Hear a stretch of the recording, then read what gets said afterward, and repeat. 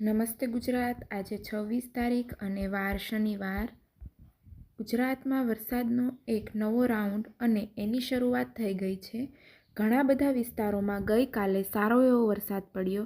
આજે પણ વાદળછાયું વાતાવરણ છે। અમદાવાદ, ગાંધીનગર, વડોદરા આ વિસ્તારોમાં છૂટો છવાયો વરસાદ વહેલી સવારથી શરૂ થઈ ગયો છે। મધ્ય ગુજરાતમાં પણ અત્યારે સૌથી વધુ વરસાદ પડવાની આગાહી છે। દક્ષિણ ગુજરાતમાં પણ વરસાદ પડશે તેવી સંભાવના છે।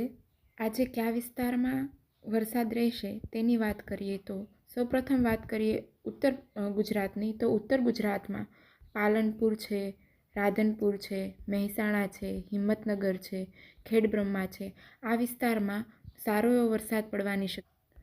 ત્યારબાદ મધ્ય ગુજરાતની વાત કરીએ તો મધ્ય ગુજરાતમાં દાહોદ, લુણાવાડા, ગોધરા, બોડેલી, વડોદરા, નડિયાદ, અમદાવાદ આ વિસ્તારોમાં પણ વરસાદ પડવાની સંભાવના છે। એમાં પણ ગોધરા, દાહોદ, લુણાવાડા, વડોદરા આ વિસ્તારોમાં સારો એવો વરસાદ પડે તેવી સંભાવના છે। દક્ષિણ ગુજરાતમાં સુરત, વ્યારા, નવાપુર, આહવા, વલસાડ આ વિસ્તારોમાં પણ સારો એવો વરસાદ પડી શકે તેવી સંભાવના છે। સૌરાષ્ટ્રની વાત કરીએ તો સૌરાષ્ટ્રમાં દરિયાકાંઠા વિસ્તારોમાં હળવાથી મધ્યમ વરસાદ રહે તેવી સંભાવના છે। કચ્છ વિસ્તારની વાત કરીએ તો કચ્છમાં વરસાદ પડવાની ખાસ સંભાવના નથી, પરંતુ વાદળછાયું વાતાવરણ રહેશે। આ ઉપરાંત નલિયા સાઈડ વરસાદ પડે તેવી શક્યતા છે। આ સિસ્ટમની લાઈવ અપડેટ પર નજર કરીએ તો આ સિસ્ટમ બંગાળની ખાડીમાંથી તૈયાર થઈ હતી। આ સિસ્ટમ ધીમે ધીમે આગળ વધી રહી છે અને આ સિસ્ટમ ગઈકાલે વેલમાર્ક લો પ્રેશરની અંદર હતી, પરંતુ આજે ડિપ્રેશનની અંદર ફેરવાઈ ગઈ છે। આ સિસ્ટમ જે રીતે આગળ વધશે તેમ તેમ આ સિસ્ટમ ફરી નબળી પડશે અને ડિપ્રેશનમાંથી વેલમાર્ક લો પ્રેશરની અંદર કન્વર્ટ થશે અને ત્યાર પછી અંતે લો પ્રેશરની અંદર ફેરવાશે। આ સિસ્ટમ ગુજરાત સુધી પહોંચશે ત્યાં સુધી નબળી પડી જશે, પરંતુ તેમ છતાં પણ સિસ્ટમના આગળનો ભાગ મધ્ય ગુજરાત, સૌરાષ્ટ્રના અમુક ભાગ પર આવશે, જેના કારણે ગુજરાત પર 48 કલાક દરમિયાન ભારેથી અતિ ભારે વરસાદ જોવા મળશે। વિન્ડીના મોડલથી સમજીએ સિસ્ટમ, તો સિસ્ટમ ધીમે ધીમે આગળ વધી રહી છે અને ગુજરાતના કયા વિસ્તારમાં સૌથી વધુ અસર થશે તે પણ સમજીએ તો સિસ્ટમ હાલ અહીં કંઈક છે, એટલે કે તેમની આંખ અહીં છે અને પાંખ એટલે કે આઉટર ક્લાઉડ એટલે બહારના વાદળો જેટલા વિસ્તારોમાં ફેલાયેલા હોય એટલા વિસ્તારોમાં અસર થતી હોય છે। એટલે કે જે પાંખ છે એ લાંબા અને ખૂબ જ વધારે ફેલાયેલી છે, એના કારણે મોટાભાગના વિસ્તારોમાં અસર થવાની છે। મધ્ય ગુજરાતમાં સૌથી વધુ અસર થશે, કારણ કે વચ્ચોવચ્ચ સિસ્ટમ છે અને તેના આઉટર ક્લાઉડ ગુજરાત પરથી પસાર થશે અને મધ્ય ગુજરાતને અસર કરશે। આ ઉપરાંત ઉત્તર ગુજરાતને પણ તેની અસર જોવા મળશે। સૌરાષ્ટ્રના દરિયાકાંઠાના વિસ્તારોમાં પણ અસર જોવા મળશે। આજની વાત કરીએ તો આજના દિવસ માટે મધ્ય ગુજરાતમાં ભારે વરસાદ પડવાની સંભાવના છે। દક્ષિણ ગુજરાતમાં પણ ખૂબ વધારે વરસાદ પડવાની સંભાવના દેખાઈ રહી છે। અહીંયા તમે જે સિસ્ટમ જોઈ શકો છો, જે ધીમે ધીમે આગળ વધતી જાય છે અને જ્યારે રાજસ્થાન તરફ આવશે ત્યારે ઉત્તર ગુજરાતને પણ અસર કરતી જશે અને 27 તારીખે ભારે વરસાદની સંભાવના છે, જેમાં દાહોદ, છોટાઉદેપુર, નર્મદા આજે આ સિસ્ટમ મધ્ય ગુજરાતમાં વધુ અસર કરતી દેખાશે। આગામી 48 કલાક દરમિયાન ભારેથી અતિ ભારે વરસાદ જોવા મળશે। આ ઉપરાંત 27 તારીખે પણ મધ્ય ગુજરાત, ઉત્તર ગુજરાત અને દક્ષિણ ગુજરાતમાં ભારે, સૌરાષ્ટ્રમાં પણ પડી શકે છે વરસાદ સારો એવો। આ ઉપરાંત 28 તારીખે પણ સૌરાષ્ટ્ર, ઉત્તર ગુજરાત, મધ્ય ગુજરાત, દક્ષિણ ગુજરાત ઓલ ઓવર ગુજરાતમાં સારો વરસાદ પડવાની સંભાવના છે।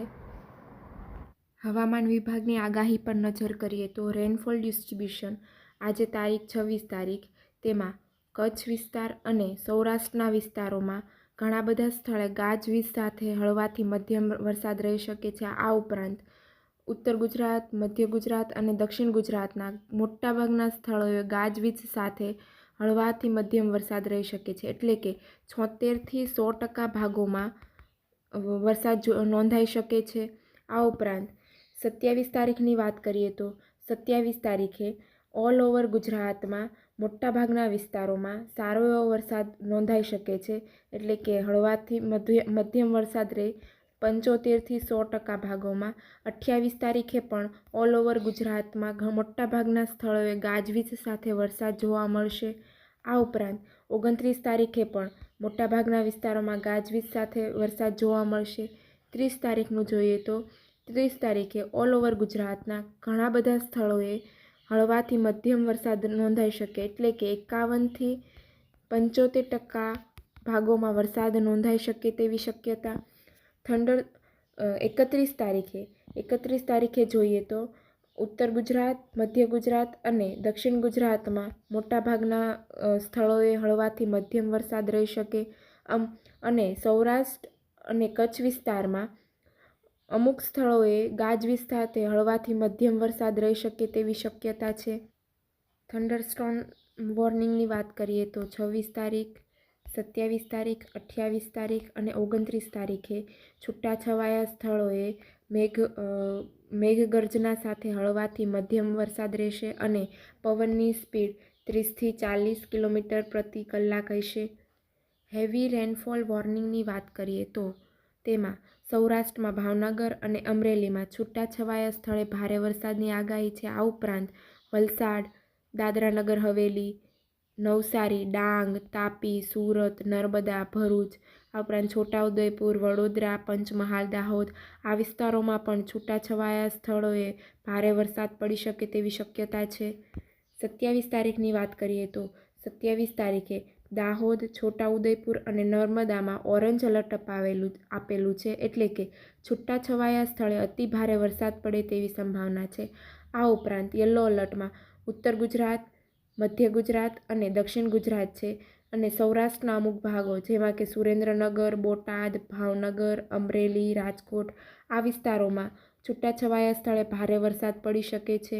28 તારીખની વાત કરીએ તો તેમાં સાબરકાંઠા, અરવલ્લી અને મહીસાગર આ વિસ્તારમાં ઓરેન્જ એલર્ટ અપાયેલું છે. એટલે કે છૂટાછવાયા સ્થળે અતિ ભારે વરસાદ પડી શકે તેવી શક્યતા. અને આ ઉપરાંત યલો એલર્ટ ઉત્તર ગુજરાત, મધ્ય ગુજરાત અને દક્ષિણ ગુજરાતમાં છૂટાછવાયા સ્થળે ભારે વરસાદ પડી શકે.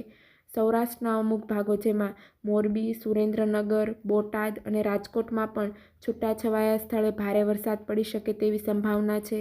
આ ઉપરાંત 29 તારીખની વાત કરીએ તો 29 તારીખે સાબરકાંઠા, અરવલ્લી, મહીસાગર, દાહોદ અને નવસારી, વલસાડ, દમણ, દાદરા નગર હવેલી, ભાવનગર અને અમરેલી આ સ્થળોએ છૂટાછવાયા સ્થળોએ ભારે વરસાદ પડી શકે તેવી શક્યતા છે.